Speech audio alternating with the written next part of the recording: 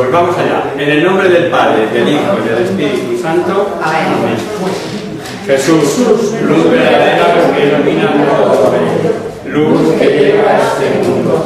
Nosotros sabemos que tú has venido de Dios y Padre, para ser nuestro Maestro y que enseñe los caminos de la verdad. Las palabras que oímos de ti son espíritu y son vida. Pero ¿quién es digno de abrir el libro rompiendo el sello? Tú solo, que tú me diste tu vida por nosotros y nos compraste para Dios con tu sangre. Danos a conocer los misterios del reino de Dios y las inagotables riquezas de tu corazón. Descúbrenos los tesoros de la sabiduría y de la ciencia de Dios que de ti se ocultan. Haz que tu palabra penetre en nuestras almas, guíe con luz nuestros pasos, ilumine nuestra senda, hasta que la mayoría se disipe en las tinieblas. Tú que vives y reinas por los siglos de los siglos. Amén. Muy bien, pues vamos a continuar nuestro curso donde lo dejamos la semana pasada. Este curso tiene, no sé, múltiples ramificaciones, pero hasta el punto de que hay que ir con cuidado de lo que quieres de verdad expresar, porque cualquiera de los pasajes que vamos viendo en la vida de Jesús, en la cristología, nos lleva a su doctrina, con lo cual es facilísimo perderse. Hoy, cuando empecemos a hablar de las parábolas, yo las iré mencionando una por una, pero solo leeremos alguna a título de recordatorio. ¿Por qué? Pues porque si nos pusiéramos con las parábolas solo, acababa el curso, con las parábolas de Jesús y lo que cada cual de ellas nos enseña, ¿vale? Entonces, dejé en el aire una pregunta y por eso vamos a empezar, si os parece bien, para ver por qué en esta Navidad próxima, si celebramos el cumpleaños de Jesús, en vez de poner 2020 velas, ¿no? Se pone una velita por cada año, ¿no? Que no cumple uno, que no cumple dos. O eso cantaban a mi nieto el otro día cuando cumplió los años. Bueno, pues celebramos el cumpleaños de Jesús el día 25 de diciembre, ¿vale? Imaginémonos una tarta enorme para poner tantas velitas como años. Tendríamos que poner, ¿en qué año estamos? 2021. Bueno, pues tendríamos que poner 2027 velas, o 26, o 25, me da igual. Cuando yo os decía que el año cero de nuestra historia se hace coincidir, adrede, con el nacimiento de Jesucristo. Y ahí fijaros si es importante, que estuvo todo el mundo de acuerdo en que esto fuera así. Y desde entonces se empiezan a nombrar los años de la era cristiana. El año 1, el año 2, el año 50 de nuestra era, o 50 DC, después de Cristo, ¿no? Según las expresiones que encontréis escritas o que se puedan decir de palabra. Y decía, cuidado, que nace el año cero de nuestra historia, pero esto no es así. Y dejaba la pregunta en el aire. Algunos yo sé que lo sabéis, ¿no? Pero otros probablemente la primera vez que lo vayáis a oír. Esto data de la época en que el Papa pide a un gran erudito que era científico, matemático, que se llamaba Dionisio el Exiguo, era monje. Dionisio el pequeñajo, era así como yo. Entonces le llaman el Exiguo, el mote era Dionisio el Exiguo, el pequeñito, como queráis decirlo, ¿no? Y este científico, monje y matemático se puso con el capítulo 3 de San Juan, versículo 1 y pico, ahí al principio, que ya lo habéis oído o leído 50 veces, no vamos a perder tiempo en buscar la cita, en el que encuadra San Lucas el nacimiento de Cristo en la historia, siendo Herodes, no sé qué, siendo procurador de Judea, Poncio Pilato, tal.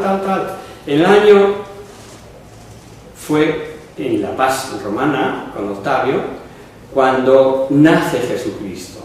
Pues bien, partiendo de todos esos datos, intenta este monje, matemático, científico, como os he dicho, hacer concordar el nacimiento de Cristo con el año correspondiente de Roma.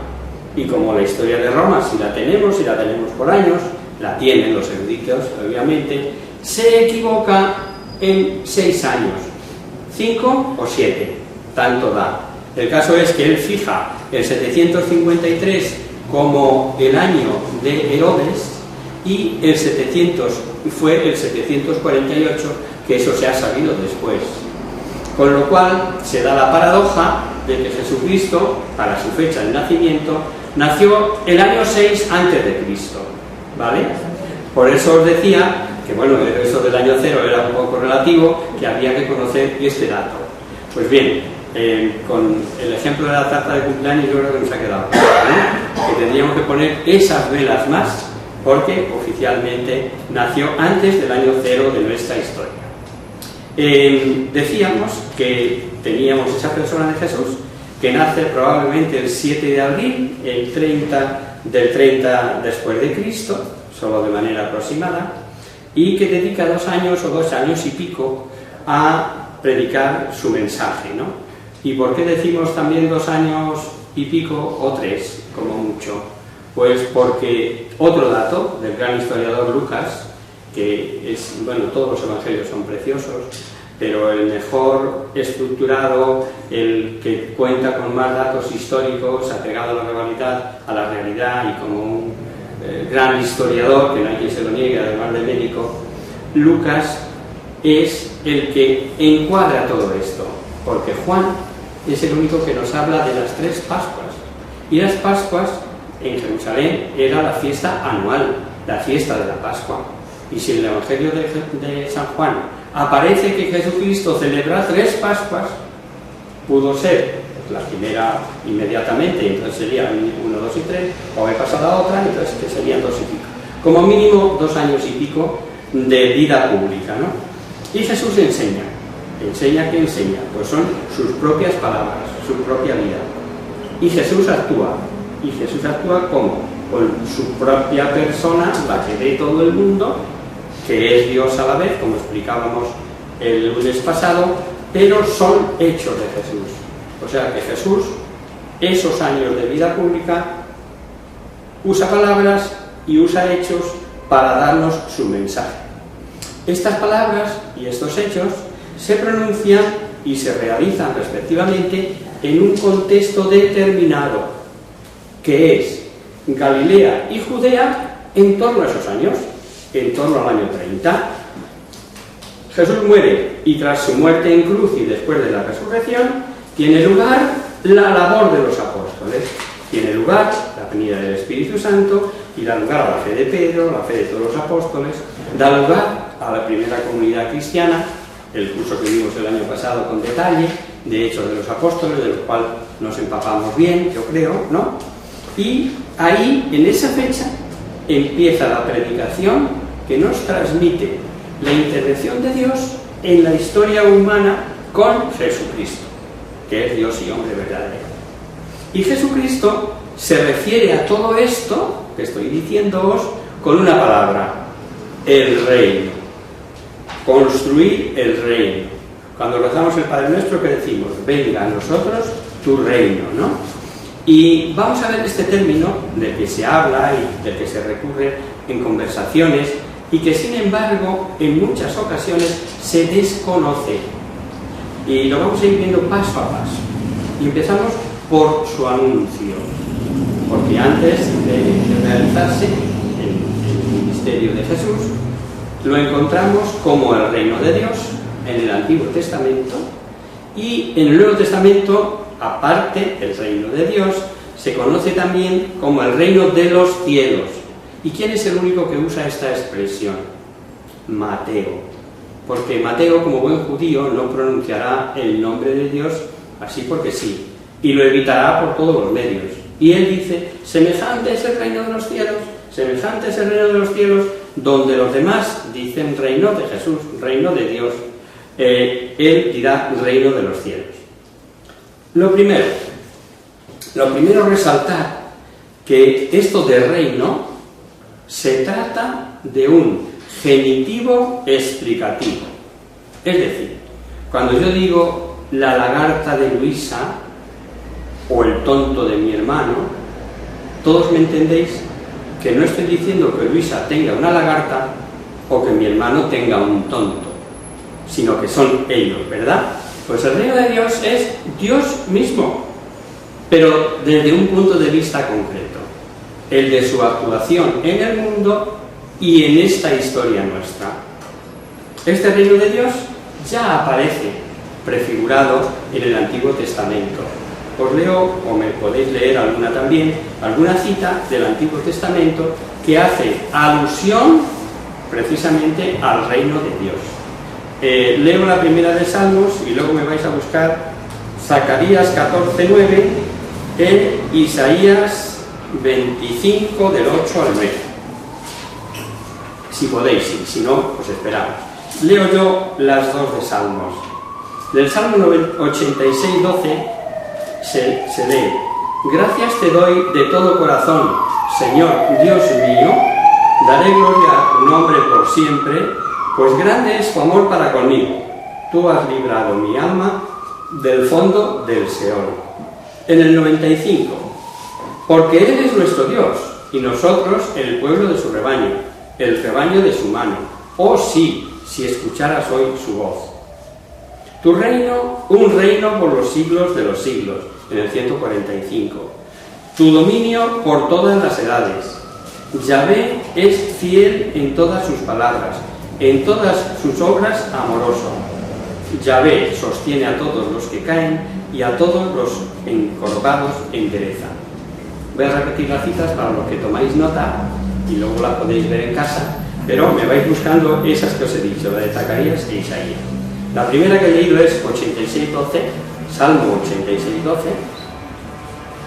La segunda es el Salmo 95:7. Y la última, 145, Salmo 145, 13, 14. Ojo al buscar los versículos de los Salmos, que hay dos numeraciones.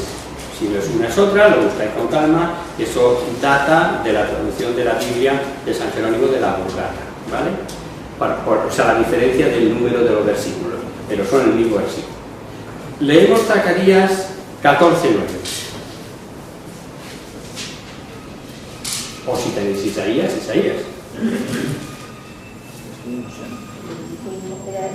Isaías 8, 25 el 8, ¿no? Efectivamente, Isaías 25, 8 y 9. Isaías. Destruirá para siempre la muerte, destruirá para siempre la muerte.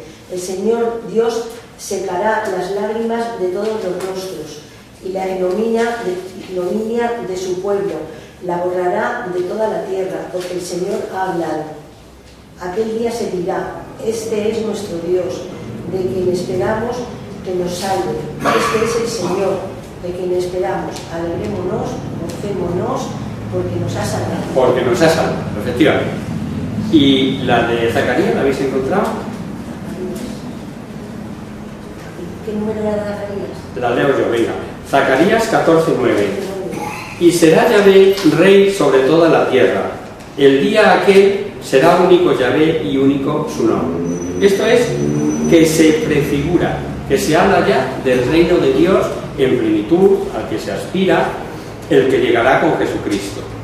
Y si saltamos al Nuevo Testamento, vemos cómo Jesús anuncia que el reino está cerca.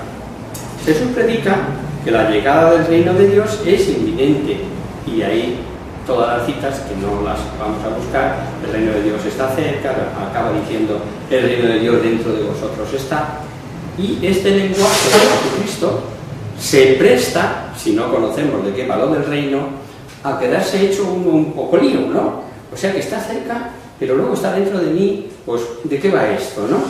Y luego no es lo mismo el reino de Dios en su principio que en su plenitud. Y es que la relación filial e irrepetible en trato continuo con el Padre en la oración es donde Jesús, el hombre Jesús, que vemos y que experimenta, Él da a conocer las características que debe tener ese reino. ¿Y cuáles son estas? Pues básicamente dos: que llega para todos y que llega gratuitamente.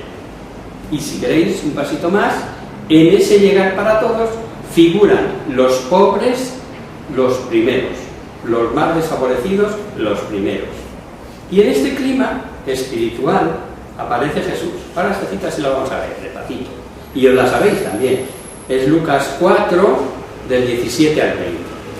Digo, en este clima así espiritual, en Galilea, en Nazaret, Jesús aparece un día y anuncia la cercanía del reino, en principio como mensajero de una alegre noticia. Pues un día, en la sinagoga de su pueblo, en la sinagoga de Nazaret, ocurre esto. Alguien que lea. Lucas 4, 17 al 20.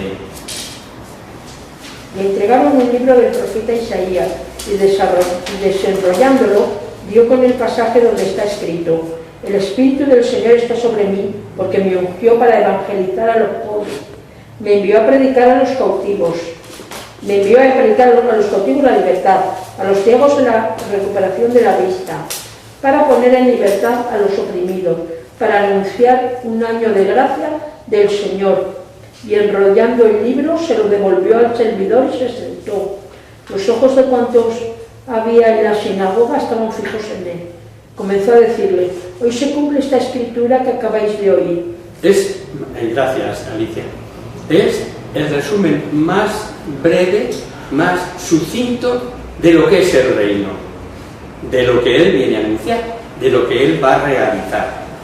Los pobres son evangelizados, los ciegos ven, los cojos andan, y enrollando el volumen, ¿entendéis esto de enrollando el volumen, verdad? Sí, porque ahora no eran Biblias así cuadradas como las que tenemos nosotros, sino que estaban escritos en pergamino y se enrollaban, ¿vale? Bueno, pues explicado esto, y lo más importante, a continuación de todo esto que hemos escuchado, dice Cristo: esta escritura que acabáis de oír se cumple hoy. Es decir, que con la persona de Jesús llega el reino. El tiempo se ha cumplido. Todas las profecías que hablaban de este momento se cumplen con la llegada de Jesús. El tiempo se ha cumplido y los milagros de los que habla, de los cojos andan, etc., son signos de la presencia del reinado de Dios en la persona de Cristo. Dice en Mateo: los ciegos ven, los cojos andan. Y una cita más, de Lucas también, 11:20. Es importante esta cita, porque andan por ahí sueltas dentro de un contexto determinado, pero nos viene de perlas. Dice Jesús así, explícitamente y taxativamente, que la expulsión de demonios lo da el propio Jesús como signo clarísimo, inequívoco, de que el reino ha llegado ya. Leamos Lucas 11:20. Pero si expulso a los demonios por el dedo de Dios, sin duda que el reino de Dios ha llegado a vosotros. Ha llegado a vosotros. Sin duda que el reino de Dios ha llegado a vosotros, y ha llegado por Él. Pero el reino es un sí, pero todavía no. O como dicen muchos autores, entre ellos el padre Bravo, que estuvo con nosotros aquí en tiempos pretéritos, en vida del padre Sánchez de León, que era un genio, bueno, tiene escrito un librito sobre el reino, que yo lo tengo en casa, ¿no? Y él lo definía así: el reino de Dios es un sí, pero todavía no. O dicho de otra manera, está en construcción. El reino de Dios, en su comienzo, es un despuntar, y no es lo mismo ese comienzo que el reino de Dios consumado en su plenitud. Y entre ambos momentos Dios ofrece al hombre un lenguaje o una oferta gratuita de libertad como para acoger ese reino. Vamos, una cosa es el inicio, como hemos dicho, que llega con él, se da el desarrollo, vamos a leerlo, Efesios 5, 10 y 11.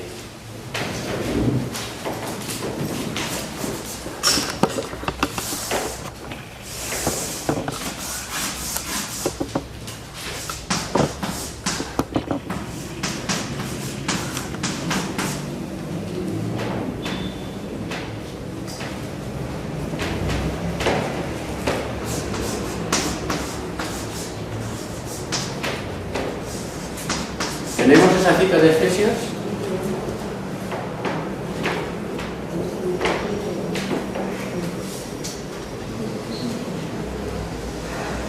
Comprobando lo que es agradable al Señor, y no participéis en las obras infructuosas de las tinieblas, sino más bien reprenderlas. Más bien reprenderlas. Es decir, el Señor nos hace una oferta y nosotros con nuestra libertad podemos decir sí o no. Este periodo de tiempo culminará en la salvación. ¿Y dónde vemos este reino de Dios en plenitud? Pues en el Apocalipsis. Leamos Apocalipsis 19, 6, 7.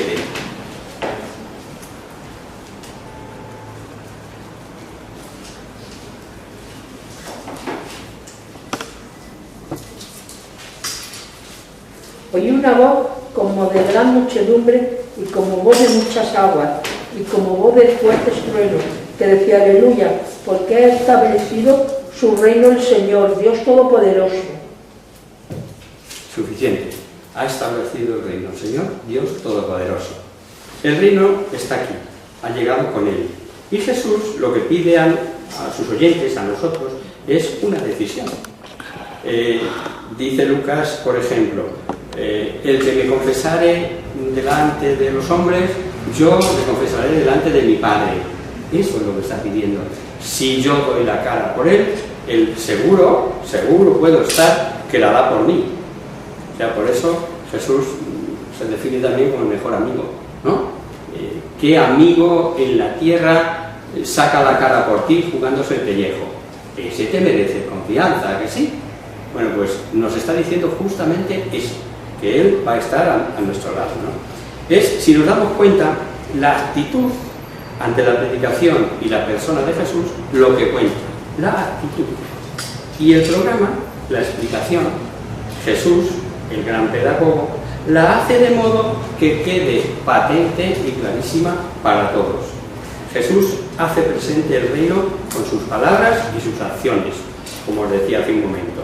Pues veremos en su mensaje alegre de salvación en 3 aspectos nada más, por no entretenernos en muchos: en sus comidas, en sus parábolas, en sus milagros.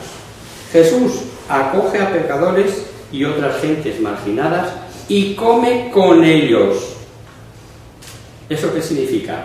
Esa conducta de Jesús, que fue motivo de escándalo, por otro lado, entre sus coetáneos, hace que el que se siente invitado a comer en aquella mesa del Señor tiene con él algo, o bueno, podemos juzgar por nuestra propia vivencia, ¿no? ¿Salís a comer por ahí todos los días con toda la gente? ¿O cuando comemos con alguien es por algo? ¿Verdad que sí? Que tiene un sentido. Y si el que me ha invitado a comer es este Jesús y yo soy un balarrasa, pues no cabe duda que esa comida ha representado el primer toque, el primer acercamiento, el primer motivo por el cual los pecadores se sentían, por decirlo de una manera así clara, entendible por todos nosotros, se sentían a gusto con Jesús. O sea, que este no ha venido a echarnos la bronca, aunque luego nos dirá lo que hay que hacer, porque no se anda luego con paños calientes, pero acoge en esa comunión de mesa a los marginados de la sociedad, a los que estaban excluidos por pecadores. Vamos a leer una cita sola. Lucas 15, del 1 al 8.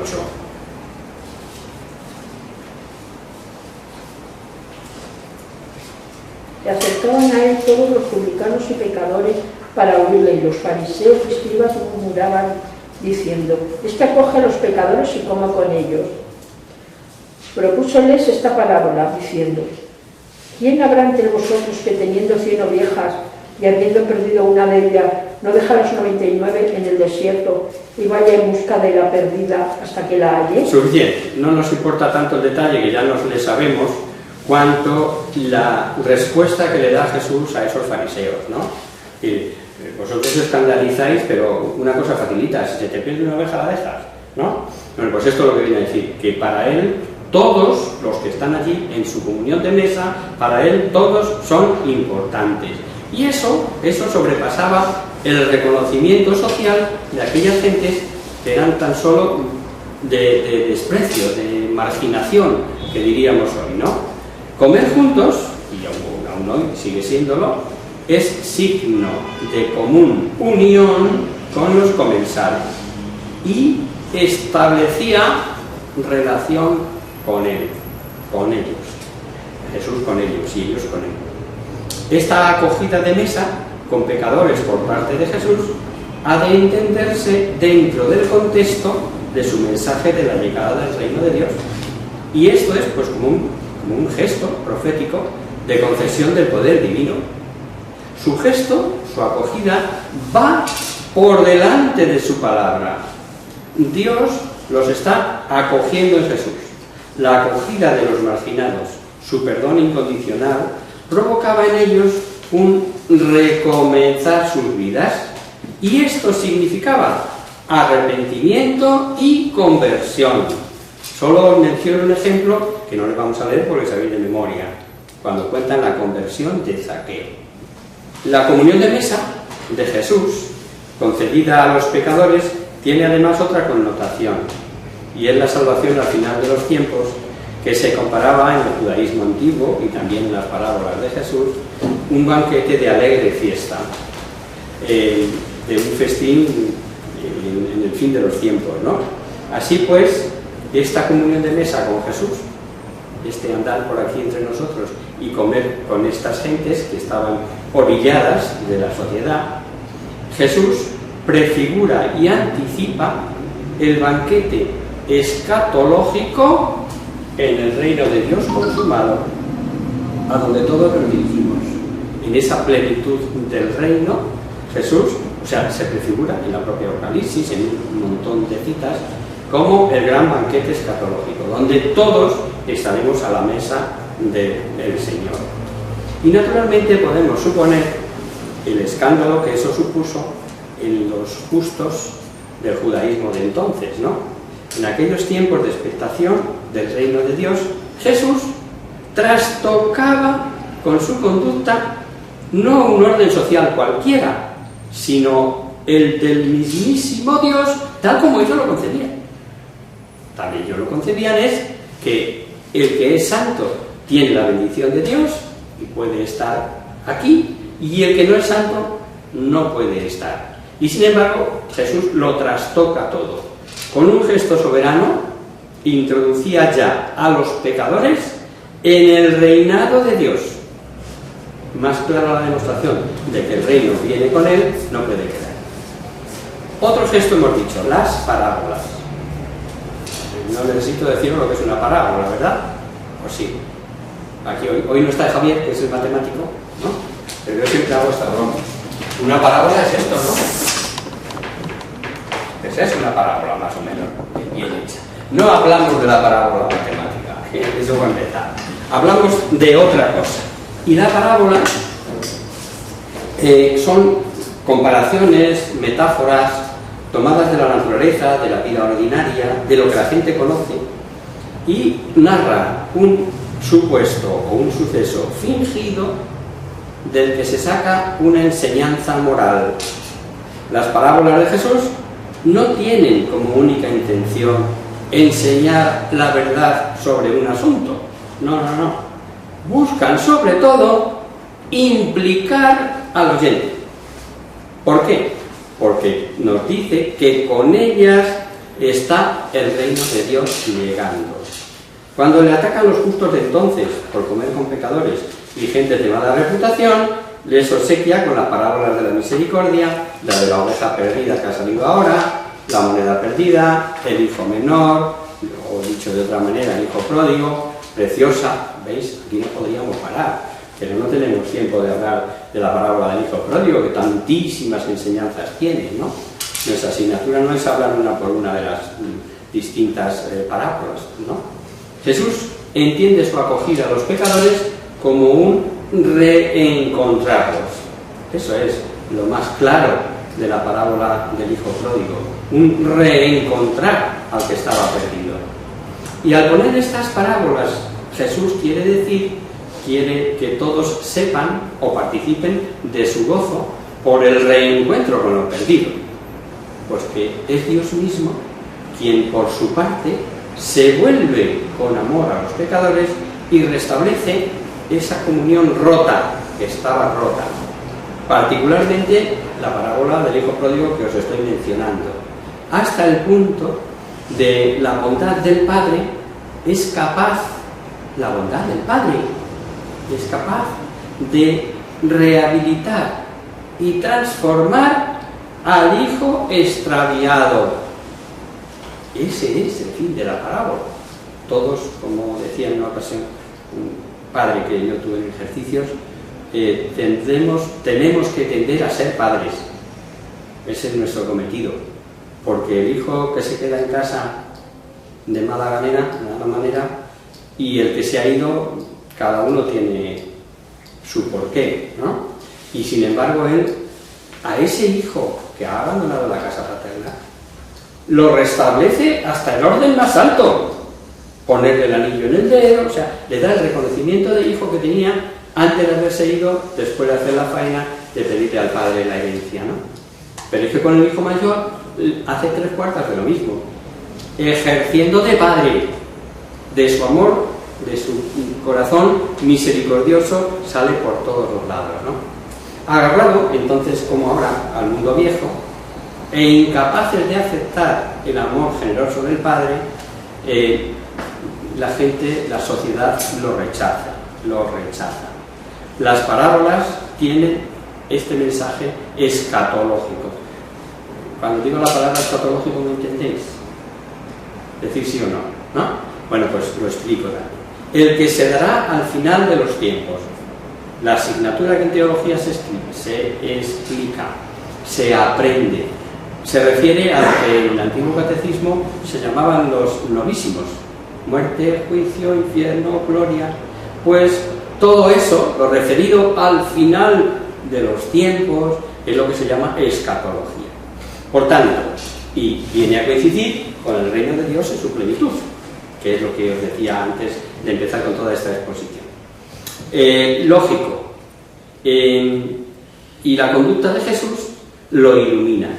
Y sale por primera vez algo que estará muy presente en nuestro curso: la palabra coherencia. De las parábolas del reino podemos hacer como una clasificación. Yo he hecho 6 grandes grupos, os los voy a mencionar por encima, por si queréis tomar nota, y solo leeremos alguna a título de ejemplo.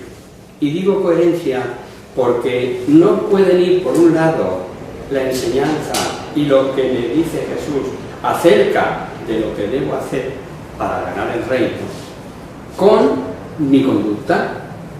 No pueden ir una por cada lado, sino que hay que ser coherentes.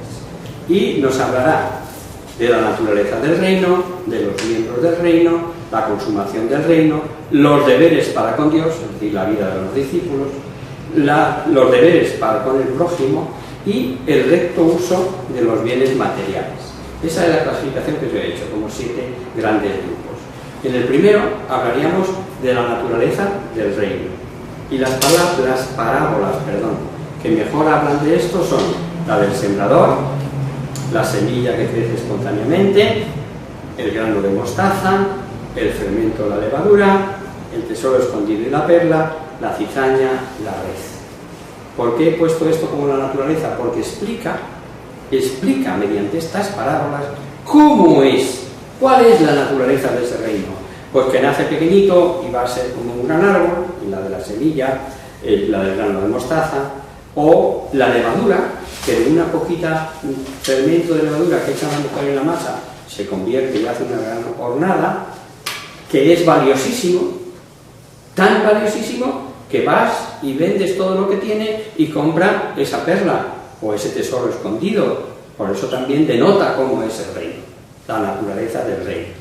Igual pasa con la cizaña, con la red. Vamos a leer, por ejemplo, la del sembrador. Mateo 13, del 1 al 9.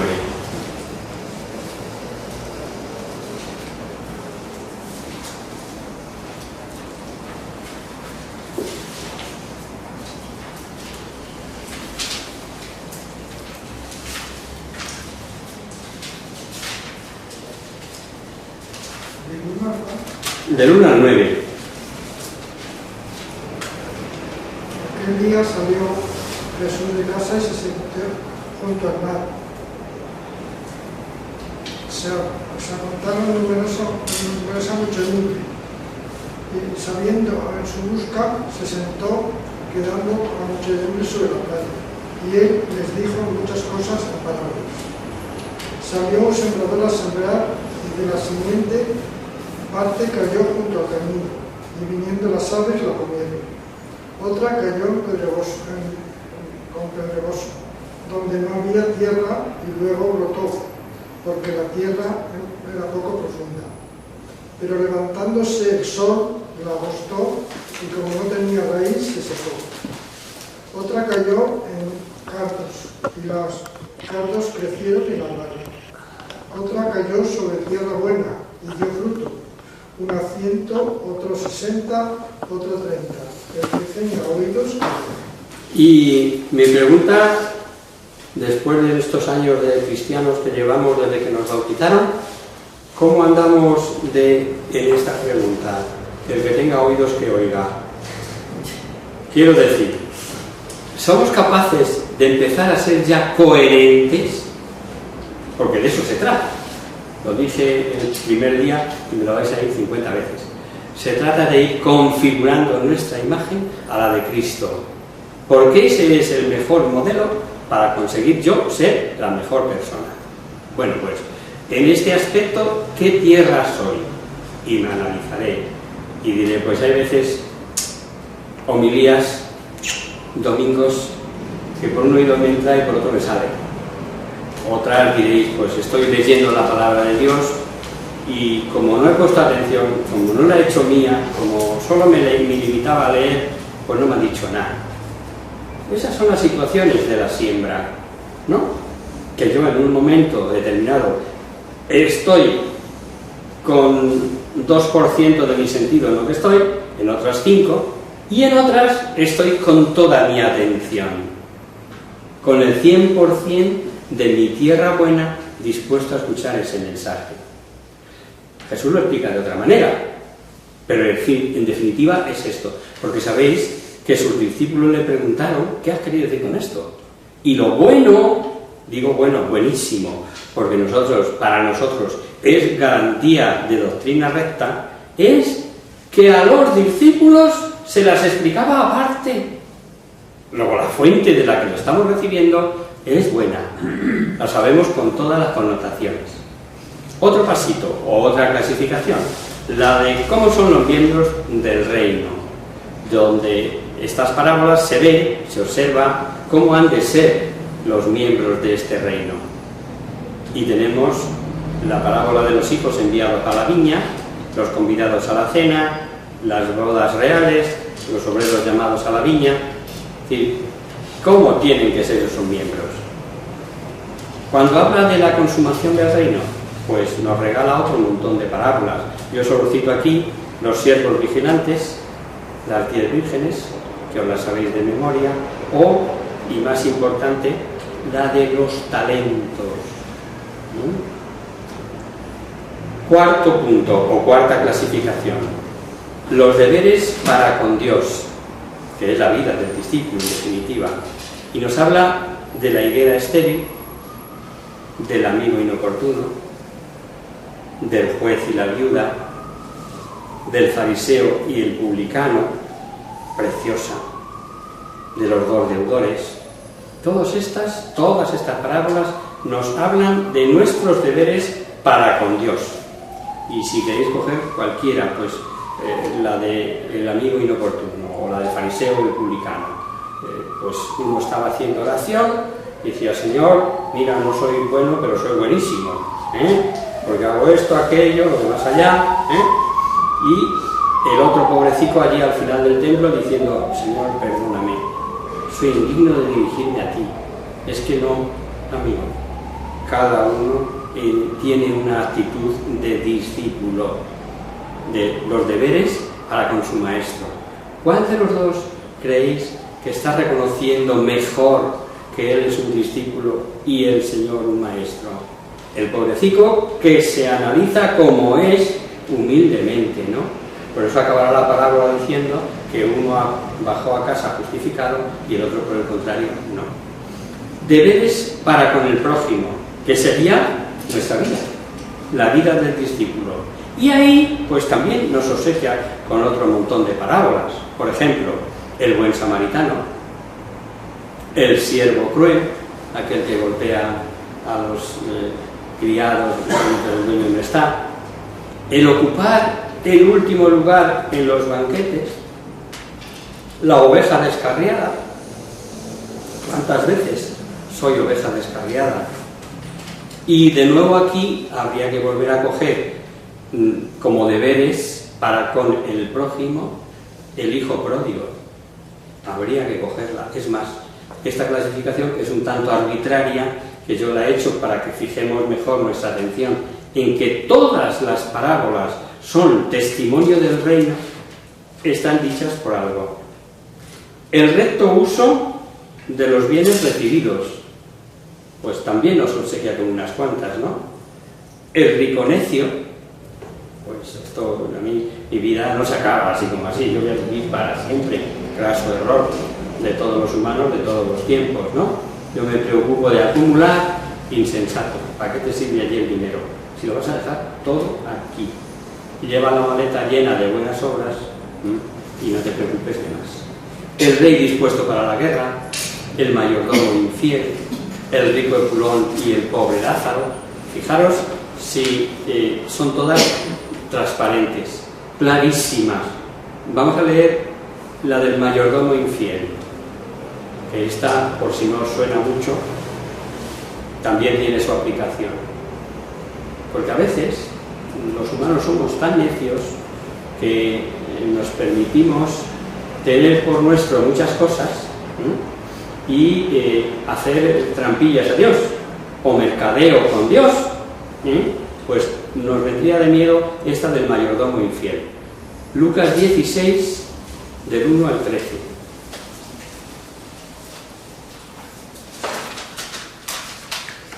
Decía a los discípulos: había un hombre rico que tenía un mayordomo, el cual fue acusado de disiparle la hacienda. Llámale y le dijo: ¿qué es lo que oigo de ti? Da cuenta de tu administración, porque ya no podrás seguir de mayordomo. Y se dijo para sí el mayordomo: ¿qué haré? Pues mi amo me quita la mayordomía. Cavar no puedo, mendigar me da vergüenza. Ya sé lo que he de hacer para que cuando me destituya de la mayordomía me reciban en sus casas. Llamando a cada uno de los deudores de su amo, dijo al primero: ¿cuánto debes a mi amo? Él dijo: 100 batos de aceite. Y le dijo: toma tu caución, chétate al instante y escribe 50. Espera, voy a explicar un poquito en qué consiste esto, porque después de inventarse los bancos y después de todo esto nos puede sonar raro. No. Los que a lo mejor alguno os lo ha contado vuestra abuela o vuestra madre, igual que a mí, de que iba a la tienda y dice: me lo apuntas, ¿no? Que es que vengo a comprar tanto de aceite, tanto de... apúntamelo. Y luego lo apuntaban en un papel y cuando llegaba el momento de la cosecha o cuando ya habían conseguido bienes como para pagar, iban pagando las deudas que tenían, ¿no? Pues una variedad o una modalidad de este me lo apuntas de las tiendas de antiguamente era el vale, que se inventó antes de la letra de cambio. Yo le debo a este señor tanto, apúntalo, pero lo apuntaba el propio implicado. ¿Para qué? Para que luego no se pudiera negar. Mira, esta es su letra.